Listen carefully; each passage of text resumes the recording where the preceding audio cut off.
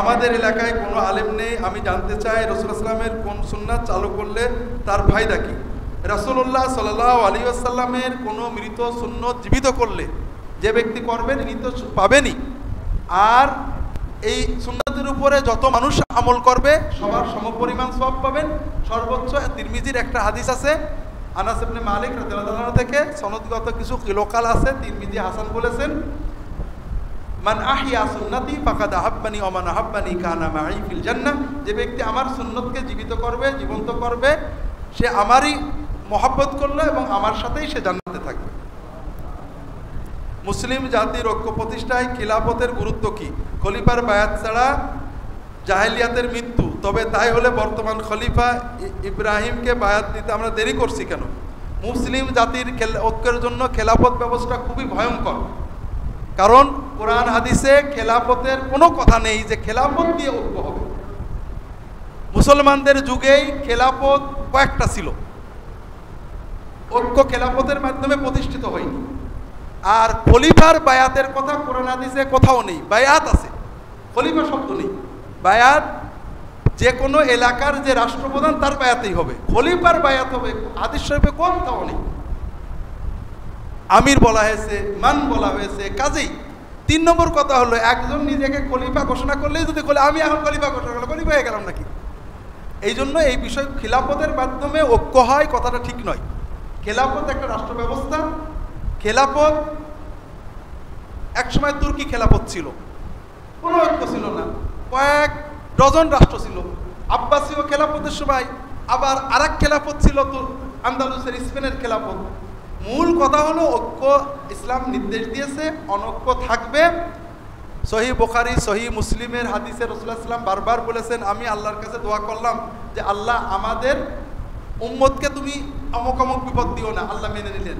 আমি বললাম আল্লাহ আমার উম্মতের অনৈক্য দিও না, ভিতরে মারামারি যেন না হয়, আল্লাহ মানলেন না। কিন্তু উম্মতে অনৈক্য থাকবে, পাশাপাশি ঐক্য একটা ইবাদত, ঐক্যের জন্য চেষ্টা করতে হবে। ইরাক ও সিরিয়ার খলিফা ঘোষণা করা হয়েছে, খলিফাকে বায়াত দিতে কতক্ষণ দেরি করা যাবে? ইরাক এবং সিরিয়ায় খলিফা ঘোষণা করা হয়েছে, ইরাক আল্লাহর বোঝে, আমরা কি বুঝবো? একজন খলিফা বললেই বায়াত দিতে হবে, এটা কোথায় পেয়েছে আল্লাহই জানে। বরং একটা রাষ্ট্রের, এখানে খলিফা শব্দ না, রাষ্ট্রপ্রধান বা আমির, মান জাআকুম ইয়াশুক্কু আসাল জামা, যে ব্যক্তি এসে তোমাদের ঐক্য বিনষ্ট করছে, একজনের বায়াত আছে। মনে করেন সৌদি আরবে বাচ্চা সালমানের বায়াত আছে, আর বাংলাদেশে অ্যাডভোকেট আব্দুল হামিদের বায়াত আছে, একজন এসে আবার বায়াত চাচ্ছে, তোমরা তাকে কতল করে দেবে। তো এই জন্য এই বিষয়গুলো এর মাধ্যমে কোনো সমাধান হয়নি, হবেও না। আমরা জানি না সিরিয়ার কি অবস্থা, এত দূর থেকে বলতেও পারবো না। অন্ধকার অবস্থায় নাপাক কাপড় লেগে যায়, আমি বুঝতে না পারি, তাহলে কি নামাজ হবে? বুঝতে না পারলে সমস্যা নেই, তবে সতর্ক হতে হবে। ক্ষমতাসীন কোনো ব্যক্তি বা দল মুসলিম হওয়া সত্ত্বেও ইসলাম ধর্মকে অবমাননা কটূক্তি করে, তাহলে তার বিরুদ্ধে কি করা উচিত? আগেই দূরে চলে গেলেন কেন? আমরা নিচে থেকে শুরু করি। যদি আপনার আব্বা আম্মা দাদা দাদি নানা নানি খালু চাচা স্যার বস ইসলাম মুসলমান হয়ে ইসলামের বিরুদ্ধে কটূক্তি করে, তাহলে কি করবো?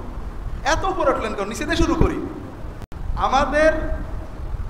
আমার চাচা, আমার ভাই, আমার বোন, আমার খালা এমন নেই যে নামাজ পড়ে না, নামাজের কথা বললে একেবারে কুফরি কথা বলে, আছে না নেই? নামাজ পড়ে কিন্তু সুদ ঘুষ খায়, কিছু বললে যা তা বলে, আছে না নেই? নামাজ পড়ে কিন্তু পর্দা করে না, পর্দার কথা বললে একেবারে কাট্টা কুফরি কথা বলে, এরকম আছে না নেই? আছে তো। এখন আপনি এত সহজ মশলা থাকতে এত উপরে কি জন্য গেলেন? ক্ষমতাসীন মুসলমান ক্ষমতাহীনদের আগে আপনি সাইজ করেন, এই ক্ষেত্রে মশলা কি? আমার চাচা খালু নানা আব্বা মা ভাই বোন মুসলমান হওয়া সত্ত্বেও ইসলামের ব্যাপারে কটূক্তি করেছে। প্রবলেম হয়েছে কি, আমার চাচা যখন পর্দার বিরুদ্ধে বলে আমার কটূক্তি মনে হয় না, কেন? চাচা বলেছে তো, কথা বুঝতে পারছেন না? আর অন্য কেউ যখন বলে তখন এটা কটূক্তি মনে হয়। বিষয় হলো আমাদের সমাজের অধিকাংশ মানুষ মুসলমান দাবি করার পরও ইসলাম না জেনে ইসলামের বিরুদ্ধে এত কঠিন নোংরা কথা বলে, নিঃসন্দেহে এগুলো কুফরি কথা। তবে এক্ষেত্রে আমাদের অবশ্যই অপরাধ আছে, আমরা ইসলাম তাদের কাছে পৌঁছাতে পারি। এজন্য আমরা মনে করি কথাটা নিঃসন্দেহে কুফরি, এটাতে কুফরি তাদেরকে বোঝাতে হবে, দ্বীনের দাওয়াত তাদেরকে দিতে হবে। এভাবে আস্তে আস্তে ইমানদার বাড়াতে হবে।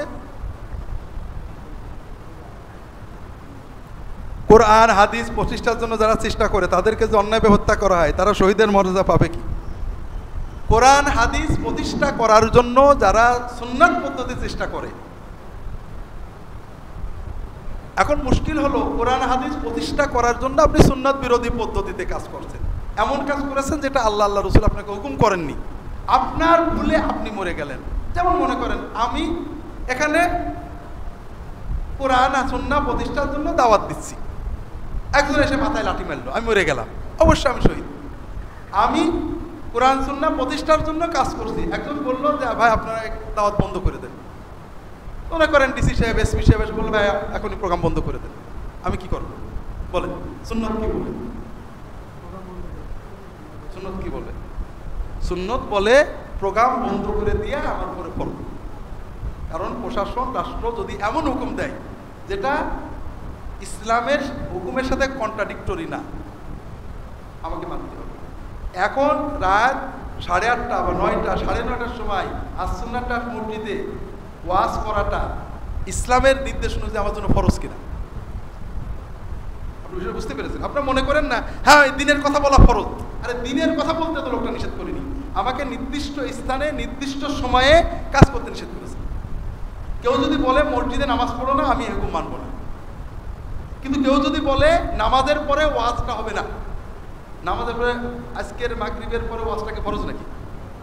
দেখবেন সাহাবে কেরামের যুগে, আব্বাসী যুগে, উমাইয়া যুগে, এজিদের যুগেও যখন ইমাম বুখারীকে যখন সরকার বললেন যে তুমি হাদিসের দর্শ দিবা না, বন্ধ করিনি, বন্ধ করি। আহমদ ইবনে হাম্বলকে কাফের সরকার বলল, মুতাজিলি সরকার বলল তুমি ফতোয়া দিবা না, উনি আর ফতোয়া দেননি, মশলা পড়ান, কিতাব পড়ান নিয়ে। এখন যদি আমি বলি আমি দিনের কথা বলবো না, পুলিশের একটা মারলাম খুশি, পুলিশের লাইফেল কাটিয়ে দিলাম বাড়ি, পুলিশও আমার দিল গুলি, এটাকে আমি শহীদ করবো কি করে? কারণ তো আমি প্রথমে অন্যায়টা করছি। এই জন্য বিষয় হলো দিনের কাজের জন্য যদি কেউ অন্যায়ভাবে মাজলুম হন, এমনকি এটা তো দিন শুধু না, রাসূলুল্লাহ সাল্লাল্লাহু আলাইহি ওয়াসাল্লাম বলছেন মান কুতিলা দুনা মালিহি দুনা আরদিহি দুনা, কেউ নিজের সম্পদ রক্ষা করতে যেয়ে, দিন রক্ষা করতে যেয়ে, নিজের সম্ভ্রম মান সম্মান বাঁচাতে যেয়ে যদি প্রতিরোধ করতে যেয়ে মারা যায়, সে শহীদ হবে। এটা কি? আমরা যুবক, আপনার কাছ থেকে আমরা বিবাহ সংক্রান্ত পূর্ণ লেকচার শুনতে চাই, বিবাহ সংক্রান্ত কোনো লেকচার পাই না। না বিবাহের আর লেকচার আছে তো? আসাদ তুমি বিবাহের ক্লিপগুলো বোধহয় ছাড়োনি।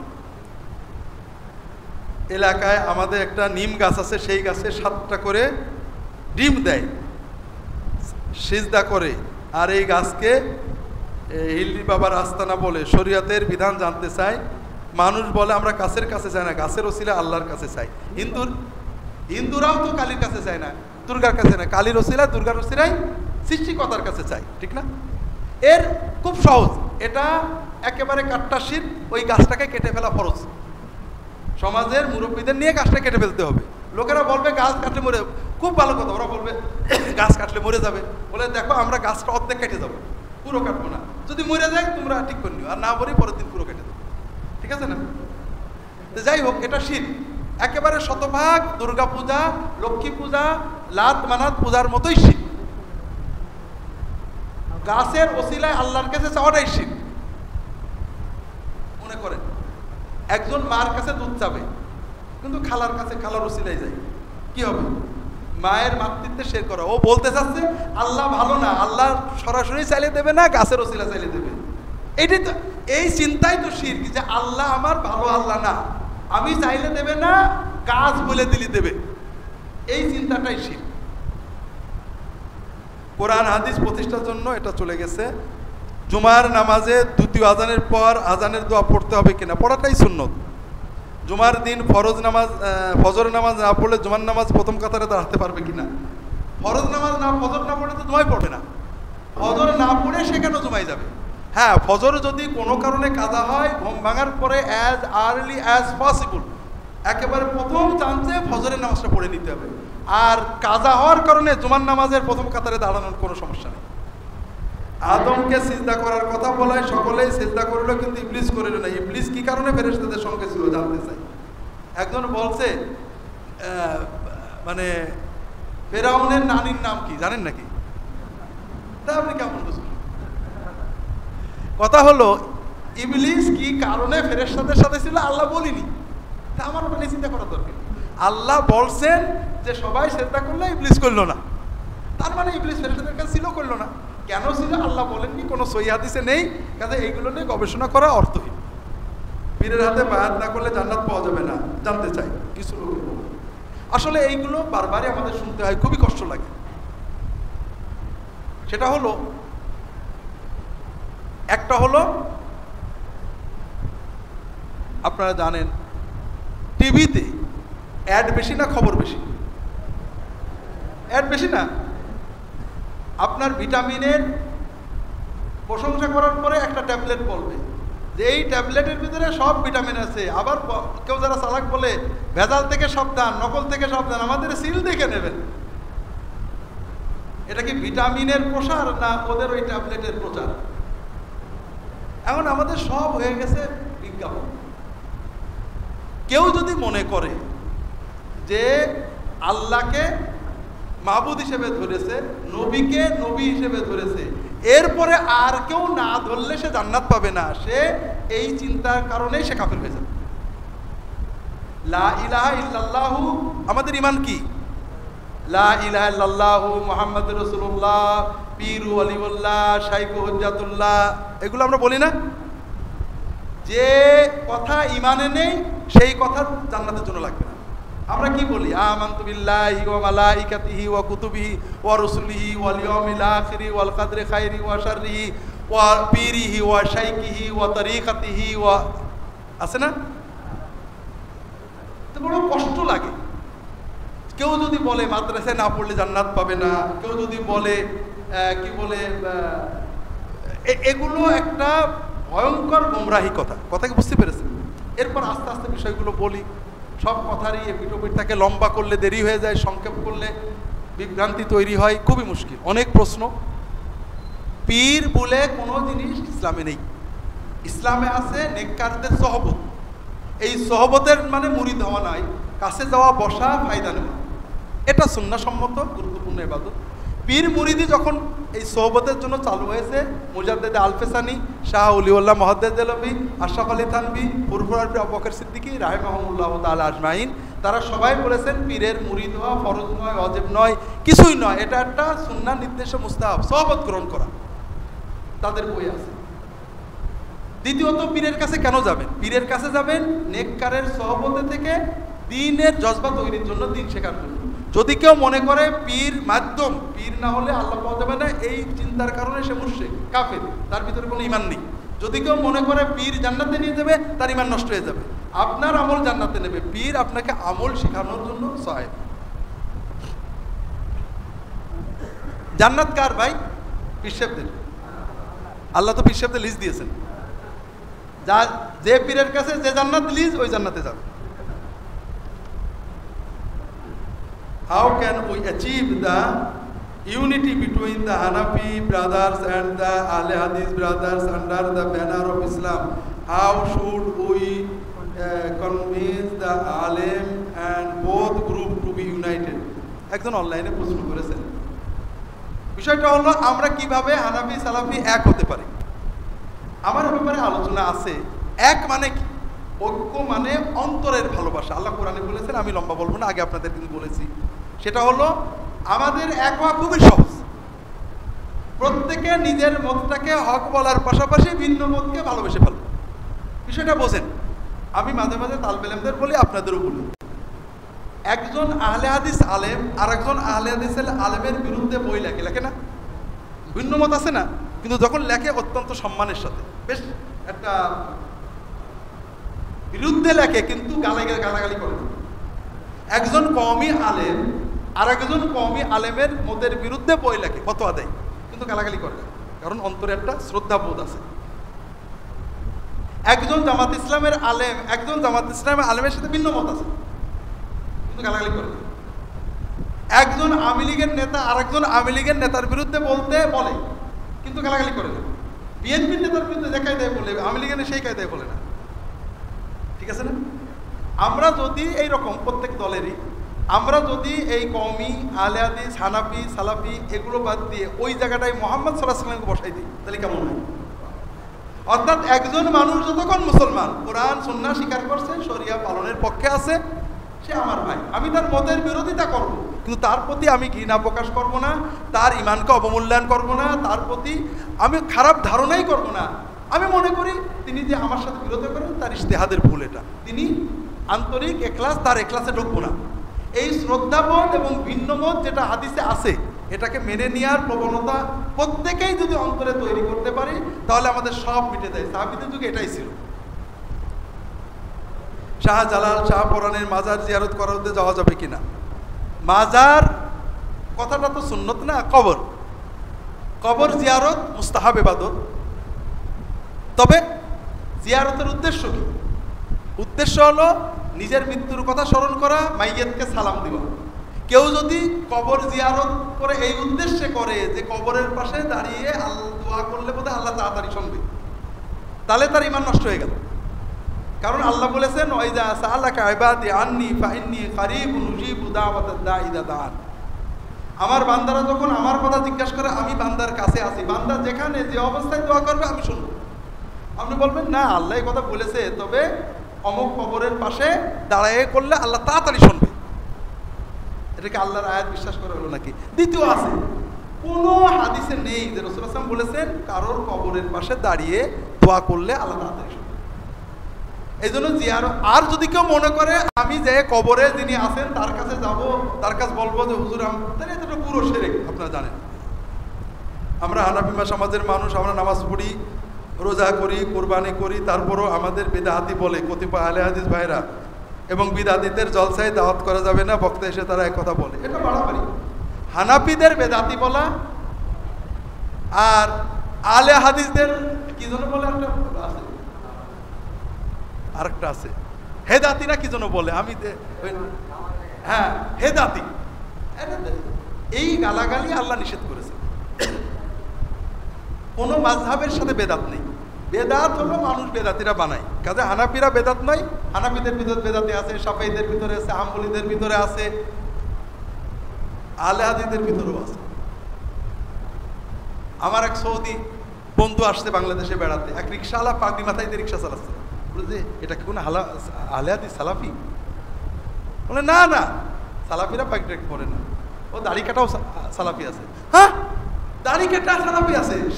বলে বেনামাজি আছে তো সালাফি। আমার বিশ্ববিদ্যালয়ে এখন নাম বলবো না, অমুক অমুক আহলে হাদিস নামাজ পড়ে না। সে তো মাথায় হাত দিয়ে পড়েছে, নামাজ পড়ে না, কিন্তু আহলে হাদিসের টান শুরু, চাকরি আহলে হাদিসে দেবে, এবং আহলে হাদিসও তাদের সাথে আহলে হাদিসে মেশবে। আসলে ভাই আলহামদুলিল্লাহ আহলে হাদিসের উলামা মাশায়েখ এদিক থেকে ভালো, তারা তাওহীদের ব্যাপারে, শিরকের বিরুদ্ধে, বিদআতের বিরুদ্ধে খুবই ভালো। একজন আহলে হাদিস আলেম যখন আলোচনা করেন 1 ঘন্টার ভিতরে অন্তত 40 মিনিট তিনি গঠনমূলক আলোচনা করেন। শিরকের বিরুদ্ধে বলেন, বেদাতের বিরুদ্ধে বলেন, বান্দার হকের কথা বলেন, হারাম হালালের কথা বলেন, আর 20 মিনিট হয়তো কিছু বিতর্কিত বিষয় বলে ঝগড়া বাঁধাইতেন। আর হানাফি আলেম যখন বলে তার 1 ঘন্টায় ঝগড়ার কথা বলে, ইল্লা মান রাহিমা রাব্বুক, আল্লাহ মাফ করে, রাগ করেন না। আর কি ভালো মানুষ আছেন, আমি বলছি না হানাফিরা সবাই এরকম, কিন্তু অনেক সময় এই বিতর্ক নিয়েই পুরো মাহফিল কভার করে ফেলেন। বিতর্কের পাশাপাশিতে কিছু ভালো কথা বলতে এটা আমরা ভুলে যাই। মহিষ কুরবানি করার কোনো হাদিস আছে কিনা? না, মহিষ কুরবানির কোনো হাদিস নেই। তবে মহিষকে গরুর ভিতরে ধরেছেন অনেক ফকি। বেতেরের নামাজ দোয়া কুনুত ছাড়া পড়া যাবে কিনা? দোয়া কুনুত আবু হানিফা রাহমাতুল্লাহির মতো ওয়াজিব, অন্য সবাই এটাকে মুস্তাহাব বলেছেন। হুজুর এখন কিছু আমলের কথা বলুন যা করলে সকল বালা মুসিবত থেকে আল্লাহ হেফাজত করবেন, আল্লাহর রহমত আছে। এটা বললে তো মুখস্থ করতে পারবেন না, রাহে বেলায়েত পড়েন। আলহামদুলিল্লাহ সহিহ দোয়াগুলো এখানে জমা করা আছে। ভাগ্য রজনী বলতে কি কোনো রায়াত আছে? আমরা বলেছি যে না, নেই। আমিন বলার সুন্নত তরিকা জানতে চাই। আমিন বলার সুন্নত তরিকা হলো আমিন বলাটা বাদ দিয়ে দেবেন। আমাকে একজন বলছে, স্যার আমিন জোরে না বললে কি নামাজটা হবে? সওয়াব অনেক কমে যাবে। তাহলে সওয়াব কমে আপেক্ষিক। আমিন জোরে আসতে উভয় রকমের হাদিস আছে। জোরে জোরে মানে চিৎকার করে, জোরে মানে নিদুষ জোরে, আমিন এইরকম জোরে। চিল্লাচিল্লি তো এমনি আপত্তি করে যে এই হাদিস সনদগত বিচারে, অর্থগত বিচারে জোরালো। তবে এই জোর কোনো জিনিস সওয়াব বেশি কমের বিভিন্ন দিক আছে।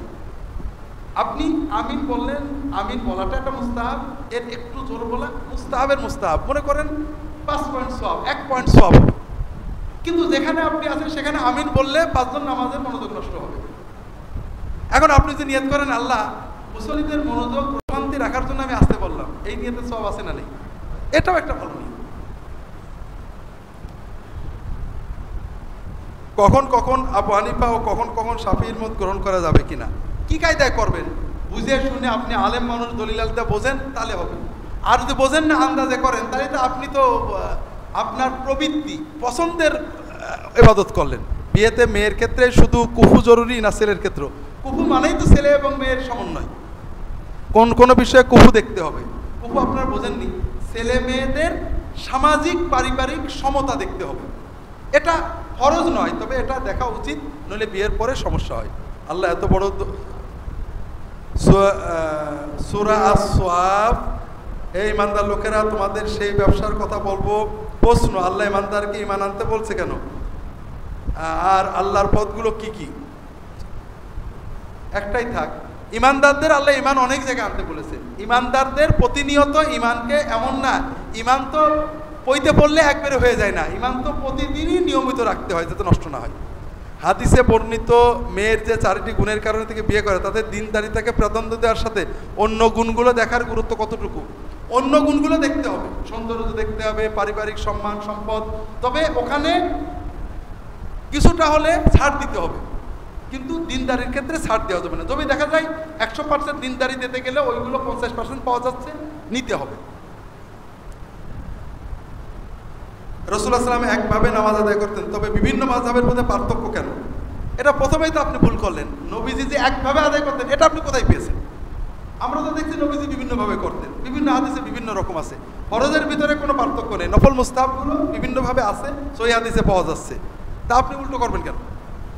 জুমার দিনে কয়টি আজান দেওয়ার নিয়ম ছিল? ইসলামে জুমার দিনে 2টো আজানের নিয়ম আছে।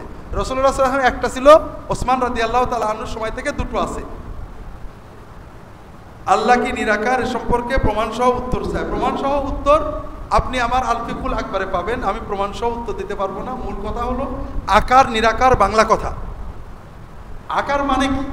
জিসিম, দেহ। আল্লাহর জিসিম আছে, দেহ আছে, কোরআন হাদিসে নেই। আকার মানে কি? হাত, মুখ, চোখ। আল্লাহর হাত আছে, মুখ আছে, চোখ আছে, এগুলো কোরআনে আছে, হাদিসে আছে। আর কোরআন হাদিসে যেটা আছে বিশ্বাস করতে হবে। তবে আল্লাহর এই সিফাত, এগুলো সিফাত, আল্লাহর গুণ, এটার কেমন আমরা বলতে পারবো না। আল্লাহকে আমরা দেখিনি, আর আমরা যা দেখিনি তা কল্পনা করতে পারিনি। এই জন্য কোরআন হাদিসে আল্লাহ তাআলার বিষয়ে যা বলা আছে সেটা ব্যাখ্যাহীন এবং তুলনাহীনভাবে বিশ্বাস করতে হয়। রাসূল সাল্লাল্লাহু আলাইহি ওয়াসাল্লামকে সৃষ্টি না করা হলে পৃথিবী সৃষ্টি করা হতো না, এটা কোরআন শরীফেও নেই, হাদিস শরীফেও নেই। আর এর ভিতরে নবীজির কোনো ফজিলত নেই। আল্লাহ বলেছেন মানুষের রহমত হিসেবে নবীকে সৃষ্টি করা হয়েছে, এটা হলো তার ফজিলত। কাগজে আয়াত লিখে তাবিজে ঢুকে কোমরে হাতে ব্যবহার করা যাবে কিনা, এটা ঠিক নয়। হাদিসে এটাকে শিরিক বলা হয়েছে। রুকু থেকে ওটা পুনরায় হাত বাঁধা যায় কি? এটা যায়। আমার একটা ছোট বই আছে সালাতের মধ্যে হাত বাঁধার বিধান, এই কিতাবে পাবেন। হানাফি মাযহাবে এটা আছে, বাঁধা যাবে। বিশেষ করে যে নামাজে রব্বানা লাকাল হামদু হামদান কাসীরান তাইয়িবান মুবারাকান ফি একটু লম্বা বলা হয়। আর সৌদি আরবে হাম্বলি মাযহাবের বড় ফকি শেখ আব্দুল আযীজ বাজ রুকু থেকে ওঠার পরে হাত বাঁধাটাকে সুন্নত বলে গণ্য করেছেন। শেখ আলবানী এটাকে বেদাত বলেছেন। ঘাড় বসে করার হাদিস আছে কি? ঘাড় বসে করার হাদিসটা খুবই দুর্বল। কেউ কেউ মুস্তাহাব বলেছেন, কেউ বেদাত বলেছেন। তোমরা এমনভাবে জিকির করো যেন ফাসেক ফুজ্জারা দেখলে পাগল বলে, এরকম কোনো সহি বর্ণনা আছে কি? সহির আগে বলি, তোমরা এমনভাবে জিকির করো যেন ফাজের ফুজ্জার কথা নেই, হাদিসটা জয়ীফ বলা আছে যেন মানুষেরা বলে তোমরা পাগল। এই রকম জিকির করতে গেলে আমাদের কি করতে হবে? একটাই পথ আছে। আপনি যতই জিকির করেন কেউ পাগল বলবে না যদি কাপড় না খোলেন। প্রথম কথা হলো এই হাদিসটা নবীজি কাদেরকে বলেছেন? যদি হাদিসটা থেকে থাকে কাদের? সাহাবীদের বলেননি? সাহাবীরা কি এই হাদিস পালন করেছেন না করেননি? নবীজি কি এই হাদিস পালন করেছেন না করেননি? আমাদের প্রবলেমটা হাদিস বলে মনে করি হাদিস বোধহয় আজকে নবীজি বললেন। আমাদের দেখতে হবে রাসূলুল্লাহ সাল্লাল্লাহু আলাইহি ওয়াসাল্লাম সাহাবীরা কোন কায়দায় জিকির করে পাগল হয়েছেন, কাপড় খুলে লাফালাফি করে, না সব সময় হাটে বাজারে সব সময় বেশি বেশি আল্লাহর জিকিরে মুখ নাড়িয়ে মানুষরা দুনিয়ার গল্প করছে, তারা বসে বসে আল্লাহর জিকির করছে। বিষয় হলো বেশি বেশি জিকিরের হাদিস সহিহ, এই হাদিসটা সহিহ না, জয়ীফ। তবে এই হাদিস দিয়ে আপনি নতুন কোনো নিয়ম বানাতে পারবেন না যে আমরা লাফালাফি করবো নইলে পাগল বলবে না, কাপড় খুলে দেবো নইলে পাগল বলবে না। নবীজি সাহাবীরা যে কায়দায় পাগল হয়েছে ওই কায়দায় হইতে হবে। চুলে 3 প্রকার সুন্নত, কান বাবরি, ছোট করে রাখা, টাক হওয়া। না, চুলে রাসূলুল্লাহ সাল্লাল্লাহু আলাইহি ওয়াসাল্লাম মূলতই বাবরি রাখতেন, কান অথবা ঘাট পর্যন্ত চলে গেছে, হাদিস আসছে। উনি কখনো ছোট করে রাখেননি, হজ ছাড়া কখনো টাক করেন, শুধু আলী রাদিয়াল্লাহু তাআলা আনহু টাক করতেন, বাকি কোনো সাহাবী টাক করেননি।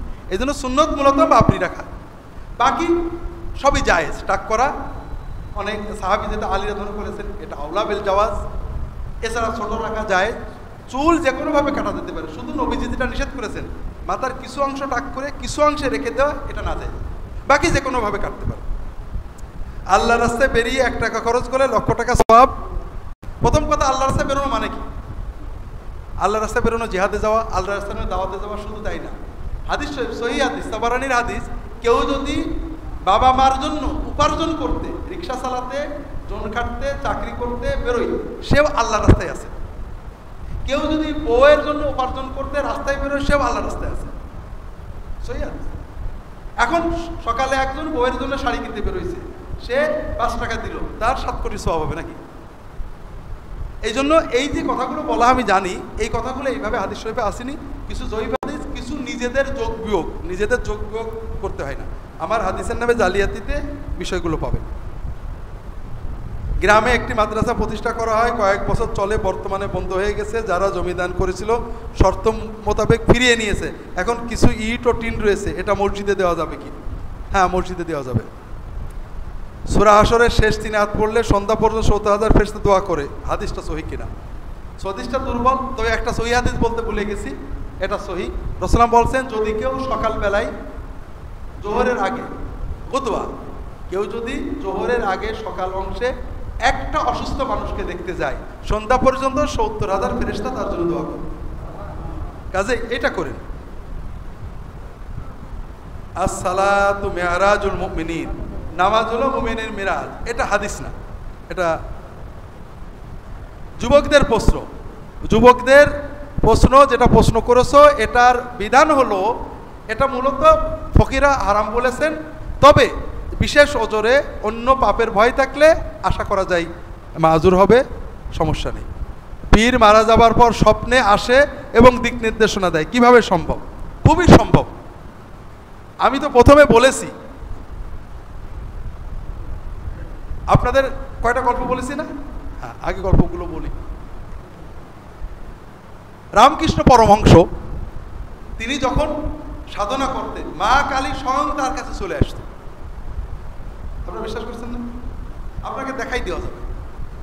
এই যে এটা আমাদের সেউড়িয়া লালন শাহর মাজারে যাবেন, ওদের মুরিদ হবেন, স্বয়ং লালন শাহ নবী একেবারে এসে দেখাই দেবে। খ্রিস্টানদের গল্প বলি। আমার এক বন্ধু ডাক্তার, অস্ট্রেলিয়া থাকতেন, এখন থাকেন না। উনি আবার পীর সাহেবের মুরিদ হয়ে জুব্বা পরেন, কোনো সময় প্যান্ট শার্ট পরেন না, দাড়ি লম্বা। তখন উনি ট্যাক্সিতে উঠেছেন, ট্যাক্সির ড্রাইভার খ্রিস্টান, আর ওকে দেখে বসে মুসলমান। খ্রিস্টান ঘুরিয়ে ফিরিয়ে তাকে খ্রিস্টানের দাওয়াত দিচ্ছে।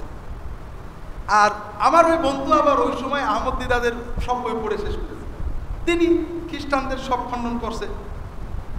ওই ট্যাক্সি ড্রাইভার শেষ পর্যন্ত না পেরে বলছে, দেখো ওইসব লজিক যুক্তি বাদ দাও, আসল কথা এসো, শোনো, আজকে তুমি যীশু খ্রিস্টের উপর বিশ্বাস করো, রাত্রে তিনি দেখা করবেন, আমি রাত্রে ঘুমালে যীশু এসে আমার সাথে দেখা দেন, আমাকে সব বলে যাবে। কথা বলছেন? কোন যুক্তিতে তখন পারলো না, কাশ মোরাকাবা স্বপ্নে চলে গেল। যত শিরক কুফর বিদআতের ভিত্তি হলো স্বপ্নের উপর। ইসলাম যেদিনে স্বপ্ন ঢুকেছে, সব আপনাদের প্রথমে বলেছিলাম, খেয়াল করেননি হয়তো, স্বপ্ন ইসলামের যেদিন দলিল হয়েছে ওই দিন থেকে ইসলাম ধ্বংস হয়ে গেছে। সাহাবীরা কারামত, স্বপ্ন, সাহাবীরা স্বপ্ন ব্যক্তিগত অনুভূতি, ব্যক্তিগত কারামত। স্বপ্নে শয়তান আসে, স্বপ্নে নবীর আকৃতি শয়তান নিতে পারে না, কিন্তু অন্য আকৃতি নিয়ে এসে বলে আমি নবী। এরকম শত শত ঘটনা আছে, আপনাদের বলি। এই নানা ফকিরদের বললাম তো, হিন্দুদের বললাম, খ্রিস্টানদের বললাম।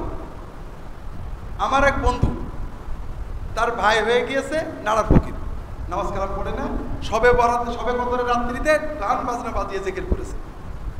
গ্রামবাসী বলেছে এক ঘরে করবো। ঈদের ছুটিতে প্রফেসর সাহেব বাড়ি গেছেন, ভাইকে বুঝাচ্ছেন, গ্রামবাসী সবাই আছে। ভাই বলছে দেখো আমি যখন জেকেরে বসি ঢোল বাজায়, তখন আব্বা আম্মা কবর থেকে উঠে আমাদের সাথে জেকেরে বসে যায়, স্বয়ং নবীজি আইসা আমাদের কাছে বসে। বোঝেন খেলা?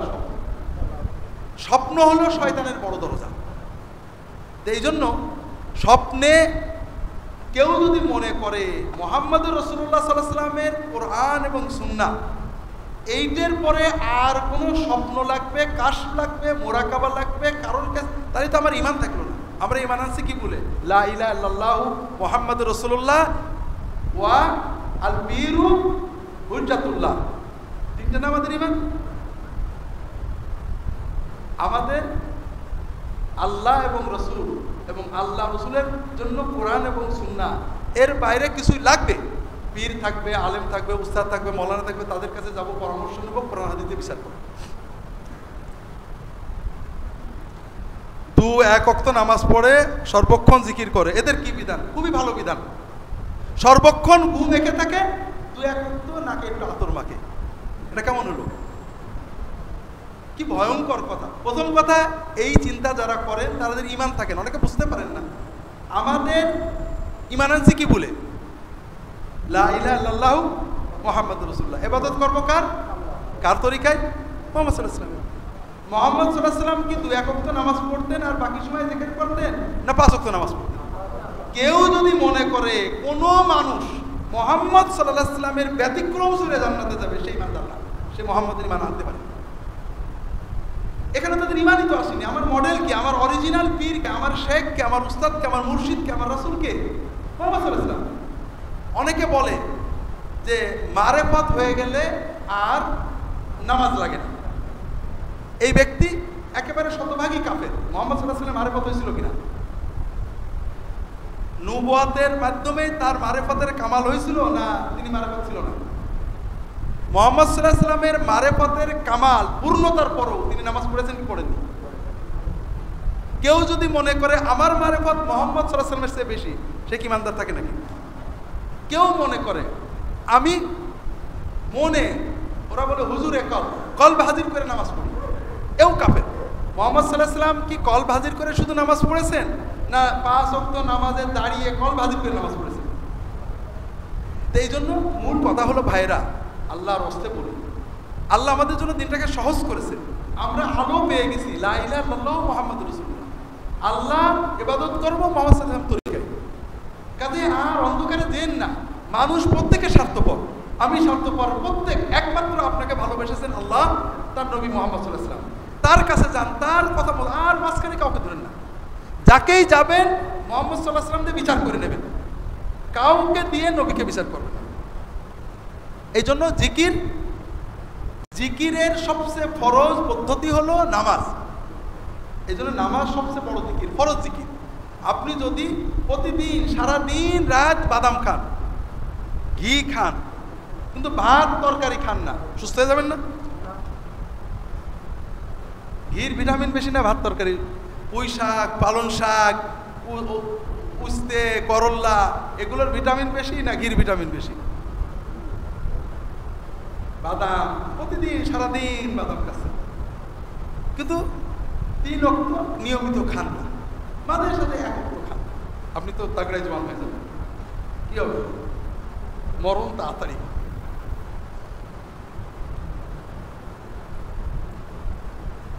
আমি আপনার লেকচার শুনেছি জামাত মানে দলবিহীন ঐক্য।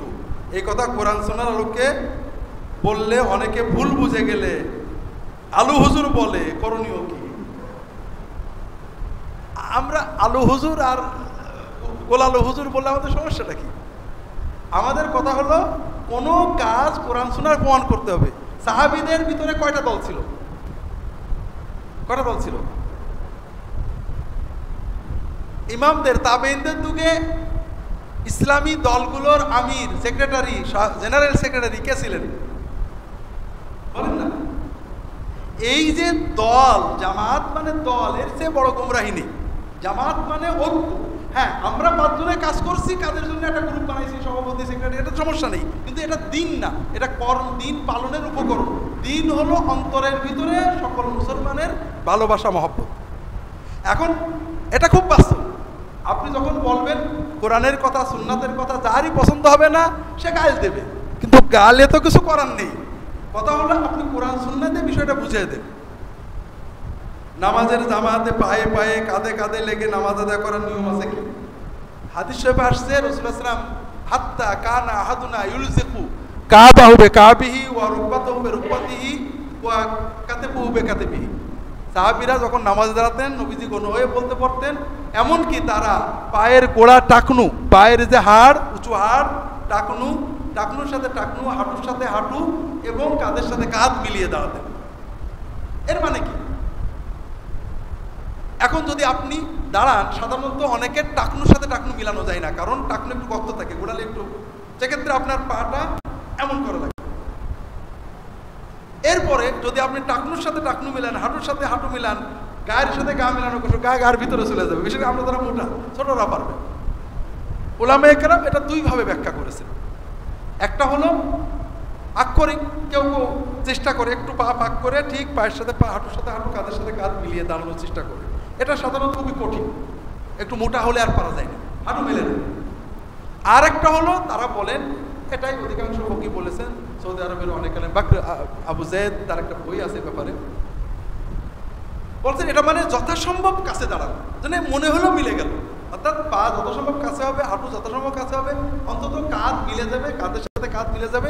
অর্থাৎ যদি কাঁধ মিলানোর কারণে পা না আসে মোটা হওয়ার কারণে, তাহলে পা একটু ফাঁক থাকতে পারে। আর যদি সব মিলানো যায় ভালো, যথাসম্ভব কাছে দাঁড়াতে হবে। কেউ কেউ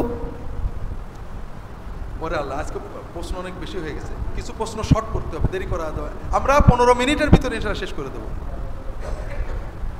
A woman says that I do not need a husband except for physical need. Is she right? What does Allah say about relation between man and woman? একজন মেয়ে বলেন আমার স্বামী দরকার দৈহিক সম্পর্কের জন্য। কথাটা ঠিক না। সম্ভবত নির্মলেন্দু গুণ আমাদের দেশে, আমি ভুলে গেছি, একজন কবি, আজকে প্রথম আলোতে একটা সাব এডিটরিয়াল আসছে, অরণ্যের রোদ। কবি বলছে যে আমি বলছি না যে ভালোবাসতেই হবে, কিন্তু আমার এমন একজন মানুষ চাই যে আমাকে ভিতর থেকে দরজাটা খুলে দেবে, বাইরে থেকে দরজা খুলতে খুলতে ক্লান্ত হয়ে গেছি। আমি বলছি না যে ভালোবাসতেই হবে, কিন্তু আমার এমন একজন মানুষ চাই, সে আমার সাথে প্রেম না করুক, অন্তত দরদ দিয়ে বলবে তোমার চোখটা আজকে লাল কেন। কথাটা বোঝেননি?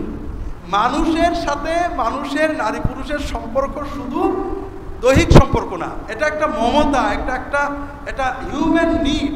আপনি এখন আমরা বুড়ো হব, বয়স বাড়বে, কিন্তু মানুষে মানুষে মমতা, ব্যথায় পাশে দাঁড়ানো, রোগে পাশে দাঁড়ানো, শোকে পাশে দাঁড়ানো, অন্তরের হৃদয় অনুভব করা, চোখটা লাল হলে বলা, শরীরটা খারাপ হলে দরদ দেখানো, এটাই তো মানুষ, শুধু মানুষ রোবট না।